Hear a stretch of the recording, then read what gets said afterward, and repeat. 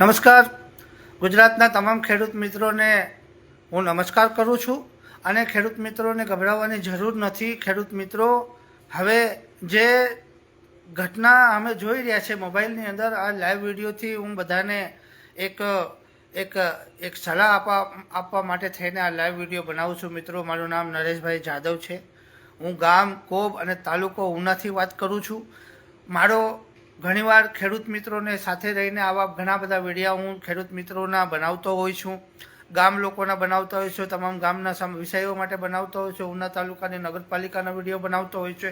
તો મને જ્યારે પણ સમય મળે એ સમય અનુસાર હું વિડીયો બનાવતો રહેતો હોય અને જે વિષયો આપણે જોઈએ છે આજની તારીખની અંદર, મિત્રો વિચાર કરો કે જે 2026ની અંદર અક્ષય કુમારની એક ફિલ્મ રિલીઝ થઈ હતી જેનું નામ જાલી LLB 3 એટલે કે જાલી LLB 3 આ ફિલ્મનું નામ છે અને એનો હીરો છે અક્ષય કુમાર. અને રાજસ્થાનની સ્ટોરી જે આજ ખેડૂત મિત્રોની સાથે ગુજરાતની અંદર ગુજરાતની ભાજપ સરકાર અને ગુજરાતના મોદી સાહેબ અને ગુજરાતની સરકાર અને ગુજરાતના મુખ્યમંત્રી અને ગુજરાતની પોલીસ જે ખેડૂત મિત્રોની સાથે જે અત્યાચાર અને જે લાઠીચાર્જ અને જે દબંગાઈ જે કરી રહી છે, આ વ્યાજબી નથી. આ ક્યારેક તો તમારે એના જવાબો ભરવા પડશે. અને ખેડૂતની ભૂલ શું છે? તમે ખેડૂતને ભૂલ કાઢતા નથી. ખેડૂતની કાંઈ ભૂલ નથી. ખેડૂતને બહેનો દીકરીઓની કાંઈ ભૂલ નથી. ખેડૂતના મિત્રોની કાંઈ ભૂલ નથી. જે ખેડૂત ઉંમરલાયક થઈ ગયા છે એમની ઉપર તમે લાઠીચાર્જ કરો છો. આ તમારા બાપના ખેતરું નથી. આ ખેડૂતના બાપા દાદાના ને એના પરદાદાના ખેતરો છે. આ પોલીસના બાપના ખેતરું નથી. આ મોદી સાહેબના બાપના ખેતરું નથી. આ જમીન કોઈના બાપની નથી. આ જમીન ખેડૂતના બાપની છે. આ ખેડૂત મિત્રોને તમે શું કામ ભાઈ મારી રહ્યા છો? અને હવે હજી પણ જોતા રહ્યો છો. ગુજરાતના લોકોને કહું છું કે આ ખાલી ખેડૂતનો પ્રશ્ન નથી. તમારી પણ મસ્જિદો પાડી નાખી છે, તમારા પણ મકાનો પાડી નાખ્યા છે, તમારું પણ ઘણું બધું સરકારોએ 30 વર્ષમાં તમારી પાસે ઘણું બધું લઈ લીધું છે.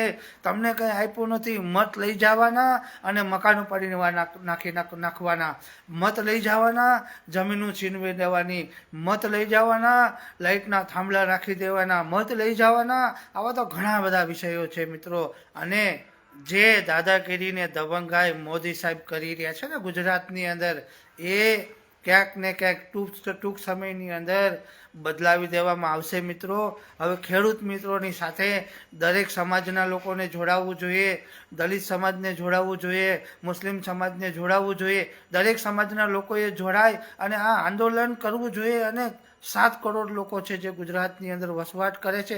7 કરોડ લોકોની અંદર બિઝનેસમેન કેટલા છે, વેપારી લોકો કેટલા છે, દરેક લોકોને ભેગું થવું જોઈએ અને ખેડૂતના ખેતરમાં જઈ અને ખેડૂત આંદોલનની સાથે ખેડૂત આંદોલનને મોટું કરવું પડશે મિત્રો. જેમ પંજાબના ખેડૂતો એકવાર કરી બતાવો. ટ્રેક્ટરોની રેલી આવે છે. ટ્રેક્ટરોની રેલી ક્યાં આવે છે?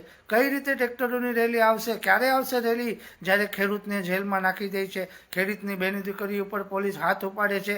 અને આવા અત્યાચાર સહન કરતા છતાં પણ ખેડૂત મિત્રો સહન કરી રહ્યા છે. તો આ શું કામ ભાઈ સહન કરી રહ્યા છે?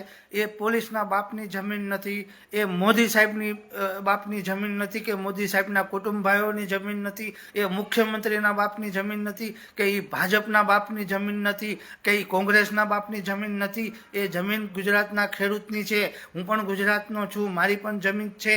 તો શું કામ ભાઈ આવું તમે દબંગાઈ કરો છો? અને ખેડૂત મિત્રોને કહું છું કે સામો જવાબ દો. મોડો મારો. હવે જે મોડાની વાત કરી હતી અમારા ગોપાલભાઈ ઇટાલી આવે, ગઈકાલે ગોપાલભાઈ ઇટાલી આવે, ઘણા બધા તમને ઉદાહરણો આપ્યા છે મિત્રો.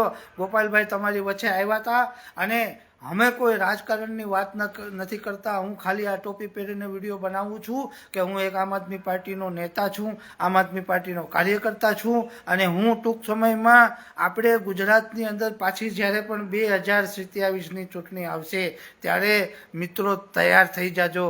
અને આવા લોકો સાથે લડવા માટે થઈને લાઠીથી ન લડાય અને મતદાનથી પાડી દેવાય. મિત્રો, હવે જે થવાનું છે ગુજરાતની અંદર એ બહુ મોટા પાયે થશે. મોદી સાહેબે કેવા કેવા વાયદા કર્યા હતા આપણી સાથે.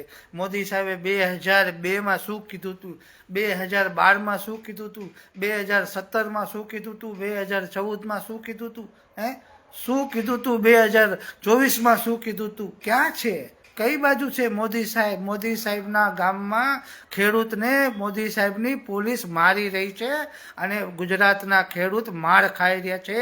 ગુજરાતના લોકોના મકાનો પડી રહ્યા છે.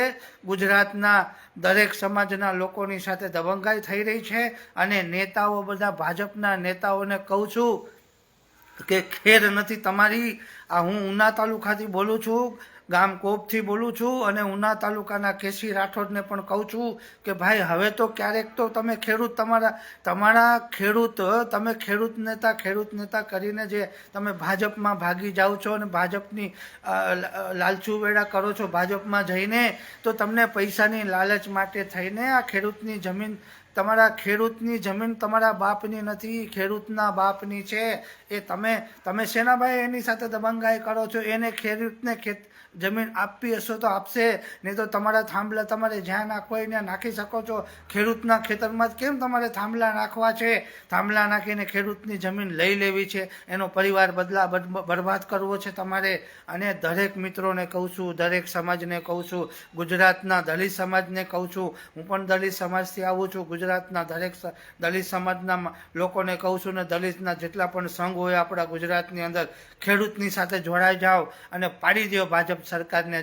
જો તમારામાં તાકાત હોય તો પંજાબના ખેડૂતની જેમ એકવાર કરીને બતાવો. મિત્રો, હું જોઈ રહ્યો છું કેટલા દિવસથી કે સુરેન્દ્રનગરની અંદર પોલીસ બૈરાઓની ઉપર, ખેડૂત મિત્રોની બૈરાઓ ઉપર, બાળકો ઉપર લાઠીચાર્જ કરે છે, મકાનો પાડી નાખે છે, અને આ સ્કૂલના ડ્રેસ પહેરીને બાળકો રડી રહ્યા છે. અરે, આ મોદી સરકારને શરમ આવવી જોઈએ. એટલે આ મોદી ભાઈ, તું ગુજરાતના માણસોની સાથે ને ભારતના માણસોની સાથે તું કરવા શું માંગે છે? આ વિડીયોને આગળ શેર કરજો. આ હું યુટ્યુબમાં પણ ચડાવીશ. મિત્રો, જય ગુજરાત.